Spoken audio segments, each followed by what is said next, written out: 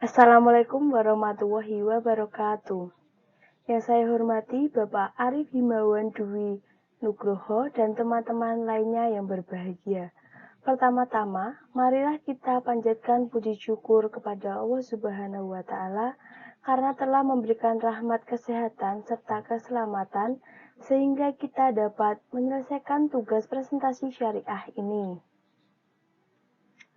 Adapun topik yang akan kami bahas adalah prinsip investasi dengan cakupan materi, jenis-jenis akad mudharabah, jenis-jenis akad musyarakah, skema akad mudharabah, skema akad musyarakah, objek akad mudharabah, objek akad musyarakah, serta pengakuan dan pengukuran akad mudharabah dan akad musyarakah. Perkenalkan, nama saya Rahmatul Ulia dengan NIM 20.05520030. Saya di sini bertugas sebagai moderator pada presentasi kali ini, serta akan membimbing jalannya presentasi kali ini. Adapun anggota kelompok saya, yang pertama adalah Fada Dea Ananda Putri dengan NIM 20.05520002 dan Rahayu Widyastuti dengan NIM 20.05520033. Sedangkan rangkaian acara yang akan kita lewati adalah yang pertama, sesi pembukaan, yang kedua, sesi penyampaian dan penyajian materi, dan yang ketiga, sesi penutup. Baik teman-teman, langsung saja kita mulai ke sesi yang pertama, yaitu sesi pembukaan. Marilah kita mengucapkan basmalah bersama-sama. Bismillahirrahmanirrahim. Selanjutnya adalah penyampaian dan penyajian materi. Saya persilakan kepada Fada Dea Ananda Putri untuk membacakan materi yang akan disampaikan, yaitu tentang jenis akad mudharabah dan akad musyarakah. Baik, perkenalkan nama saya Fada Dea Ananda Putri, NIM 20.05520002. Saya di sini akan melanjutkan presentasi dari teman saya, yaitu Rahmatul Ulia. Di sini saya akan menjelaskan materi tentang jenis atau klarifikasi akad mudharabah dan musyarakah. Dalam akad mudharabah dan musyarakah itu dibagi menjadi dua. Yang pertama, akad mudharabah. Akad mudharabah adalah suatu perjanjian yang sudah ditentukan dari awal antara pemilik modal dan pihak pengelola. Sedangkan akad musyarakah adalah akad kerjasama dan bagi hasil antara dua pihak atau lebih untuk suatu usaha tertentu dengan cara masing-masing pihak memberikan kontribusi atau menggabungkan modal, dana atau mal dengan kesepakatan bahwa hak-hak, kewajiban, resiko, dan keuntungan ditanggung secara bersama dengan nisbah ditentukan sesuai jumlah modal dan peran masing-masing. Selanjutnya adalah jenis akad mudharabah. Akad mudharabah ini terbagi menjadi 3 jenis, yaitu mudharabah mutlaqah, yang kedua mudharabah muqayyadah, yang ketiga mudharabah mustarakah. Yang pertama, saya akan menjelaskan tentang mudharabah mutlaqah. Mudharabah mutlaqah adalah di mana pemilik modal memberikan kebebasan terhadap pengelola modal dalam pengelolaan investasinya. Dalam investasi ini disebut juga dengan investasi tidak terikat. Pada jenis mudharabah ini tidak ditetapkan masa berlakunya. Di daerah mana usaha tersebut akan dilakukan dan juga tidak ditentukan line of trade, line of service, dan juga line of industri yang akan dijalankan. Dan saya akan memberikan contoh mudharabah mutlaqah. Antara lain, yang pertama, kerjasama antara nasabah penabung dengan bank. Yang kedua, melalui pokok tabungan. Yang ketiga, giro. Yang keempat, deposito syariah. Yang kedua adalah mudharabah muqayyadah. Mudharabah muqayyadah adalah pemilik modal memberikan batasan terhadap pengelola modal dalam hal modal, cara, atau objek investasi sektor bisnis. Misalnya seperti tidak boleh mencampurkan modal yang dimiliki oleh pemilik modal dengan modal lainnya. Tidak menginvestasikan modalnya di transaksi penjualan cicilan tanpa menjamin, dan sebagainya. Mudharabah jenis ini disebut juga dengan mudharabah terikat. Adapun contoh mudharabah muqayyadah, yaitu sebuah perusahaan ingin memberikan bantuan produktif kepada warga binaan, namun membutuhkan peran lembaga keuangan sebagai penyalur dan pengelola. Maka perusahaan tersebut melakukan perjanjian mudharabah muqayyadah dengan pihak lembaga keuangan syariah. Berikutnya adalah mudharabah mustarakah.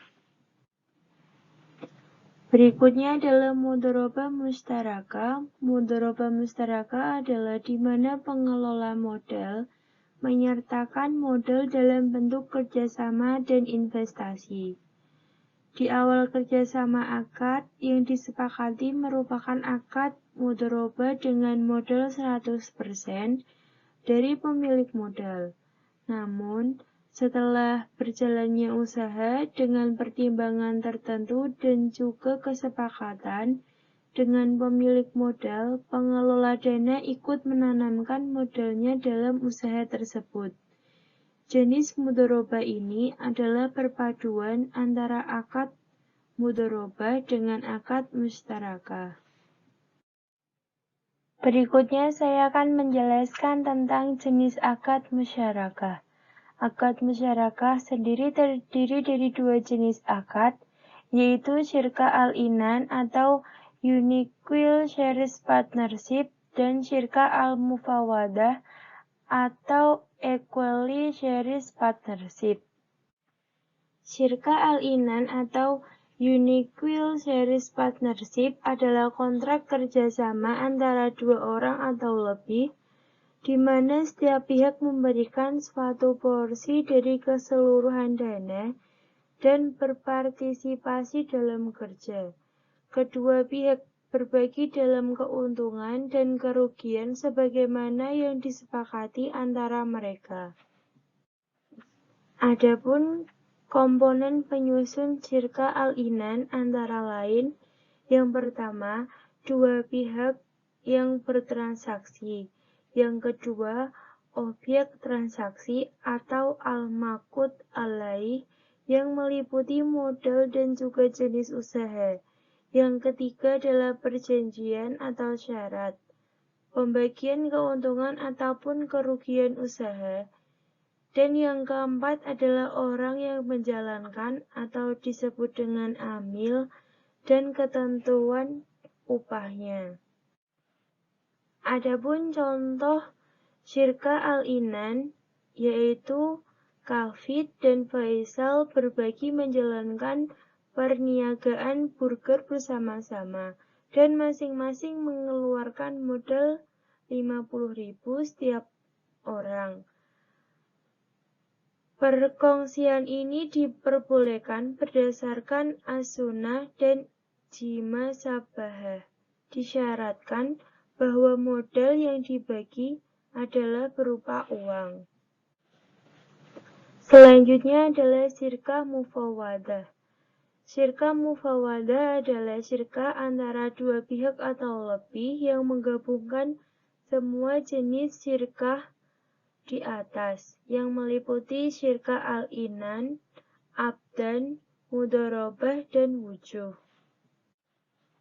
Pada musyarakah jenis ini, setiap partner menyertakan modal yang sama nilainya, mendapatkan profit sesuai dengan modalnya.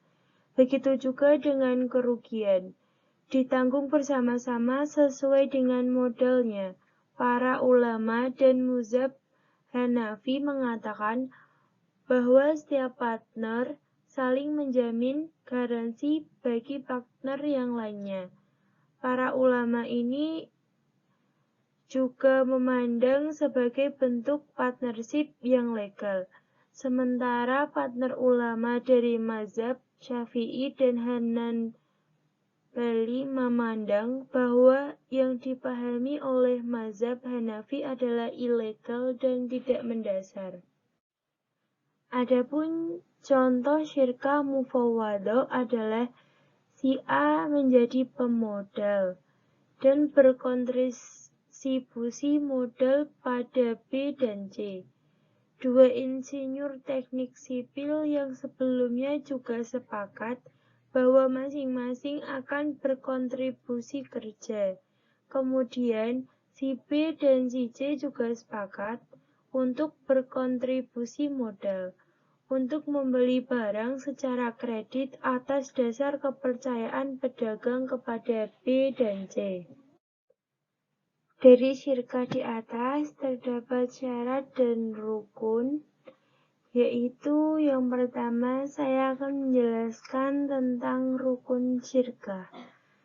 Secara garis besar, rukun syirkah terbagi menjadi 3, yaitu pertama, kedua belah pihak yang berakad dinamakan akidani.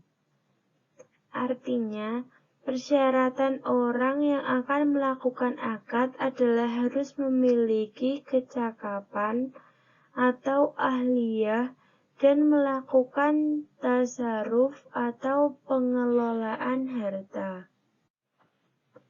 Yang kedua, objek akad yang disebut juga maqud alaih mencangkup pekerjaan ataupun modal. Adapun persyaratan pekerjaan atau benda yang boleh dikelola dalam syirkah harus halal dan diperbolehkan di dalam agama, dan pengelolaannya juga dapat diwakilkan. Yang ketiga adalah akad atau bisa disebut juga dengan istilah sigot. Adapun syarat sah akad harus berupa tasarruf, yaitu harus adanya aktivitas yang berupa pengelolaan. Yang kedua, saya akan menjelaskan tentang syarat syirkah.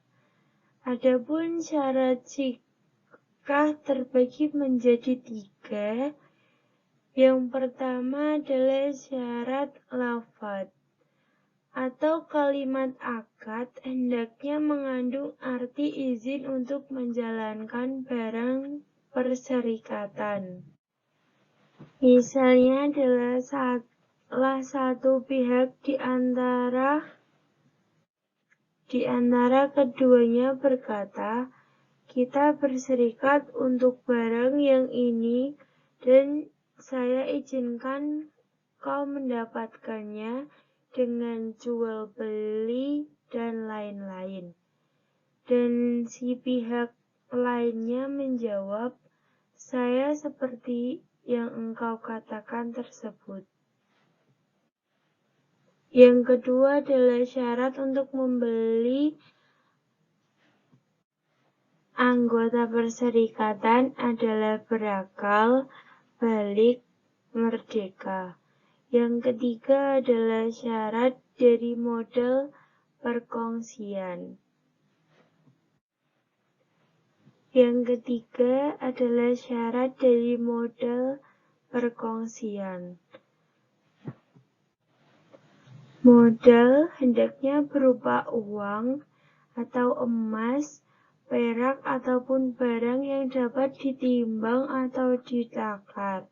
Contohnya beras, gula, dan lain sebagainya. Yang kedua, barang itu hendaknya dicampurkan sebelum akad sehingga kedua barang tidak bisa dibedakan lagi.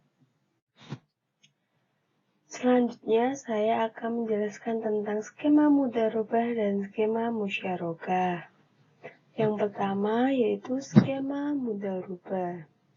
Pada skema akad mudharabah, adanya kerjasama atau proyek usaha antara pihak pertama atau yang sering disebut dengan malik, sohibul mal atau nasabah sebagai pemilik dana dengan pihak kedua atau yang sering disebut dengan amil, mudharib, bank, syariah sebagai pengelola dana.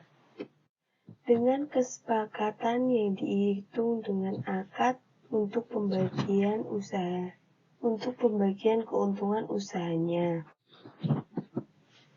Jadi, pengelola dana hanya mendapatkan porsi laba, sedangkan pemilik dana mendapatkan porsi laba serta menanggung beban kerugian pada usahanya.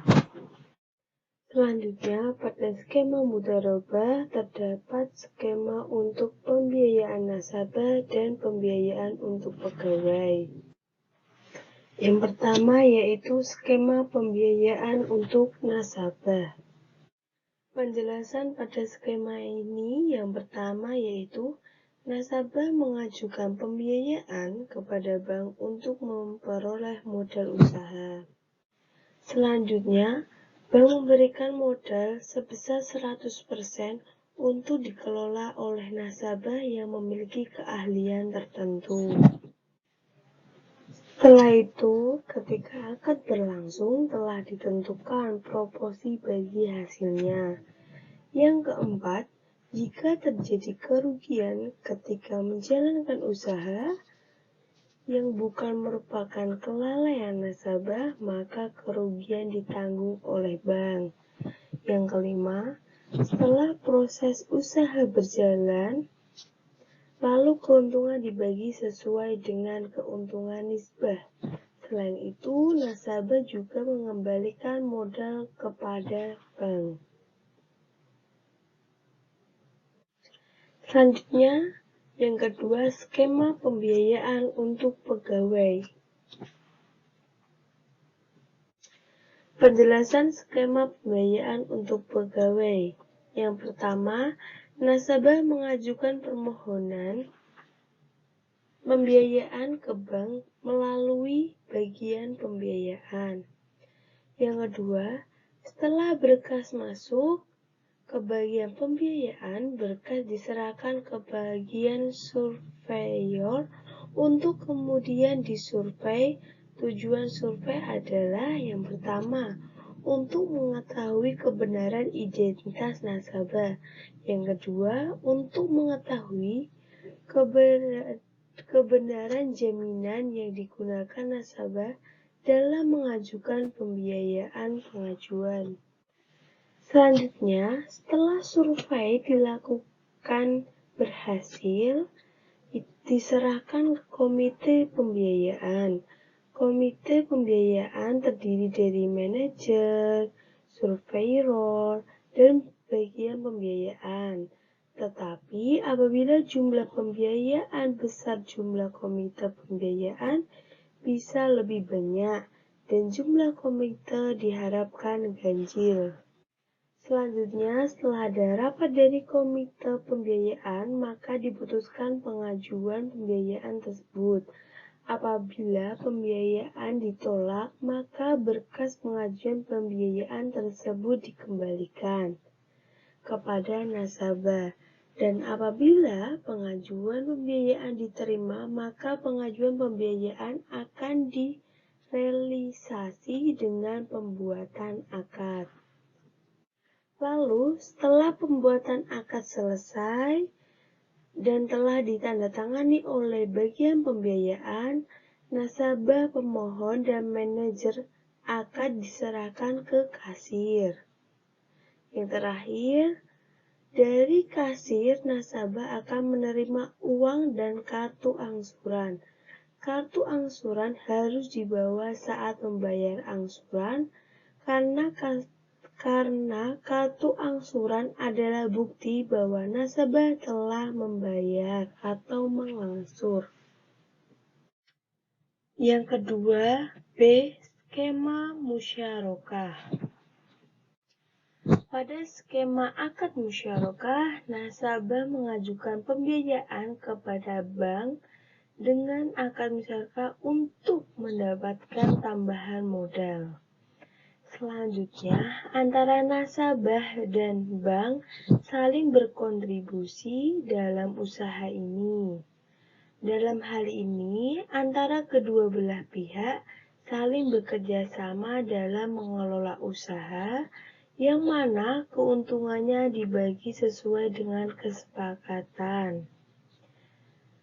Jika terjadi kerugian, maka ditanggung bersama-sama. Jadi pada skema akad mudharabah tidak ada pihak yang dirugikan antara bank maupun dengan nasabah. Pada skema musyarakah terdapat juga skema pembiayaan untuk nasabah dan skema pembiayaan untuk pegawai. Yang pertama, skema pembiayaan untuk nasabah. Penjelasan skema pembiayaan untuk nasabah yaitu yang pertama, nasabah mengajukan pembiayaan kepada bank dengan akad musyarakah untuk mendapatkan tambahan modal. Selanjutnya, antara nasabah dan bank saling berkontribusi dalam usaha ini. Yang ketiga, dalam hal ini antara kedua belah pihak saling bekerja sama. Dan yang keempat, bank melakukan pembiayaan modal kepada nasabah dan dikelola menurut keahlian masing-masing nasabah. Keduanya bekerja sama dalam melakukan suatu proyek yang keuntungannya dibagi berdasarkan sesuai kesepakatan. Selanjutnya, yang kedua yaitu skema pembiayaan untuk pegawai. Penjelasan pada skema pembiayaan untuk pegawai yang pertama yaitu calon nasabah datang ke bank untuk mengajukan permohonan pembiayaan musyarakah. Yang kedua, pihak bank menanyakan kepada calon nasabah pembiayaan apakah nasabah tersebut sudah punya rekening atau belum. Yang ketiga, jika belum, maka nasabah harus membuka rekening terlebih dahulu, baru setelah itu nasabah melengkapi syarat-syarat permohonan pembiayaan. Lalu, jika sudah mempunyai rekening, nasabah langsung saja mengisi syarat-syarat permohonan pembiayaan. Lalu, dilakukan survei pada nasabah dengan hasil survei tersebut dianalisis. Hasil dari analisis baik kuantitatif maupun kualitatif diserahkan kepada manajer pembiayaan. Manajer pembiayaan diserahkan kepada komite pembiayaan untuk mendapatkan apakah permohonan pembiayaan tersebut diterima atau tidak. Jika ditolak, maka berkas atau dokumen permohonan pembiayaan akan dikembalikan. Namun, jika diterima, nasabah menandatangani surat pengajuan prinsip pembiayaan. Setelah itu, serah terima jaminan antara nasabah dengan bank dan diakhiri dengan pencairan dana oleh teller. Saya Rayu akan membacakan selanjutnya. Objek mudharabah. Pertama ada modal, diserahkan dalam bentuk uang atau aset atau harta yang dinilai sama dengan nilai wajar, sehingga bisa dibedakan dari keuntungannya. Sehingga dalam hal ini modal harus jelas jumlahnya dan juga jenisnya. Minimal harus ada dua pelaku, yaitu sohibul mal dan mudharib. Yang selanjutnya ada modal harus tunai dan tidak boleh hutang. Tanpa adanya setoran awal, dana atau modal, berarti pemilik modal tidak memberikan kontribusi apapun. Pengelola modal tidak diperbolehkan untuk memudharabahkan kembali modal yang sudah dimudharab. Jika hal tersebut terjadi, maka bisa dianggap sebagai suatu pelanggaran, kecuali atas izin dari pemilik modal. Dan selanjutnya, Pengelola modal tidak diperkenankan untuk meminjamkan modal pada orang lain. Jika hal tersebut terjadi, maka dianggap sebagai pelanggaran, kecuali atas izin pemilik modal. Pengelola modal mempunyai kebebasan untuk mengatur modal menurut pemikirannya sendiri. Selanjutnya ada kerja, kontribusi dari pengelola modal. Hal ini bisa berbentuk keahlian, keterampilan, selling skill, dan lainnya. Yang kedua, hak pengelola modal dan tidak boleh diintervensi atau ikut campur tangani oleh pemilik modal dan harus menjalankan usahanya sesuai dengan ketentuan syariah. Pemilik modal harus menyerahkan modalnya sebagai objek mudharabahnya, sedangkan pelaksanaan usaha penyerahan kerjaannya atau keahliannya sebagai objek mudharabah, dan modal harus menjalankan usahanya sesuai dengan ketentuan syariah. Pengelola modal harus mematuhi semua ketetapan yang terdapat dalam kontrak. Dalam hal pemilik modal tidak melakukan kewajiban atau melakukan pelanggaran terhadap kesepakatan, padahal pengelola modal sudah menerima dan bekerja, maka pengelola modal berhak untuk memperoleh imbalan, ganti rugi, atau upah. Yang selanjutnya ada nisbah keuntungan. Nisbah adalah besaran yang dipakai untuk pembagian keuntungan yang menggambarkan imbalan yang berhak untuk diterima oleh kedua belah pihak yang bermudharab atas keuntungan yang didapatkan. Dalam hal pengelola modal, nisbah keuntungan ini harus diketahui dengan jelas oleh kedua belah pihak.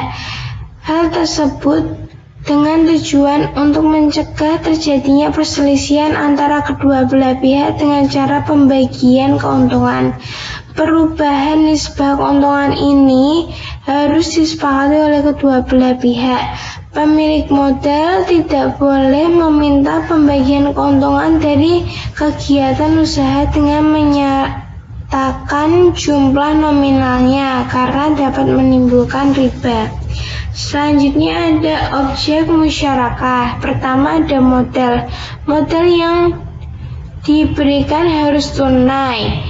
Modal yang diserahkan dapat berupa uang tunai, emas, aset perdagangan, atau aset tak berwujud seperti hak paten dan lisensi. Apabila modal yang diserahkan dalam bentuk non-kas, maka harus ditentukan nilai nominalnya terlebih dahulu dan harus disepakati bersama. Nilai modal pada mitra harus dicampur, tidak boleh dipisah. Selanjutnya ada kerja. Partisipasi mitra merupakan dasar pelaksanaan musyarakah. Tidak dibenarkan jika salah satu mitra tidak ikut berpartisipasi. Setiap mitra bekerja atas dirinya atau mewakili mitra. Meskipun porsi mitra yang satu dengan yang lainnya tidak harus sama, mitra yang bekerja lebih banyak boleh meminta bagian keuntungan lebih besar. Nisbah. Pembagian keuntungan harus disepakati oleh para mitra. Perubahan nisbah harus disepakati para mitra. Pengakuan dan pengukuran investasi mudharabah dan investasi musyarakah. Selanjutnya ada investasi mudharabah. Investasi mudharabah dalam bentuk kas diukur sebesar jumlah yang diberikan pada saat pembayaran. Jika nilai investasi mudharabah turun sebelum usaha dimulai disebabkan rusak, hilang, atau faktor lainnya yang bukan kelalaian atau kesalahan pihak pengelola dana, penurunan nilai tersebut diakui sebagai kerugian dan mengurangi saldo investasi mudharabah. Selanjutnya ada investasi mudharabah dalam bentuk aset non-kas diukur sebagai nilai wajar aset non-kas pada saat penyerahan. Dalam hal ini bisa disimpulkan bahwa jika nilai wajar lebih rendah daripada nilai tercatatnya diakui sebagai kerugian. Jika nilai wajar lebih tinggi daripada nilai tercatatnya diakui sebagai keuntungan tangguh dan diamortisasi sesuai jangka waktu akad mundur robah. Selanjutnya ada beban yang terjadi sehubungan dengan mudharabah jika dapat diakui sebagai pembiayaan mudharabah kecuali telah disepakati. Investasi musyarakah dalam bentuk kas nilai sebesar jumlah yang disisihkan. Dalam bentuk aset non-kas dinilai sebesar nilai wajar dan jika terdapat selisih antara nilai wajar dan nilai buku aset non-kas, maka selisih tersebut diakui sebagai selisih penilaian aset musyarakah dalam ekuitas. Selisih kenaikan aset musyarakah diamortisasi selama masa akad musyarakah. Aset tetap musyarakah yang telah dinilai sebesar nilai wajar disusutkan dengan jumlah penyusut. Akhirnya, sampai juga kita pada sesi yang terakhir, yaitu sesi penutup. Terima kasih atas perhatiannya Bapak Arif Himawan Dwi Nugroho dan teman-teman. Kurang lebihnya mohon maaf. Demikian akhir presentasi dari kelompok kami. Semoga bermanfaat untuk kita semua. Semoga apa yang disampaikan barusan adalah awal untuk kita menerjang badai kehidupan. Terima kasih. Assalamualaikum warahmatullahi wabarakatuh.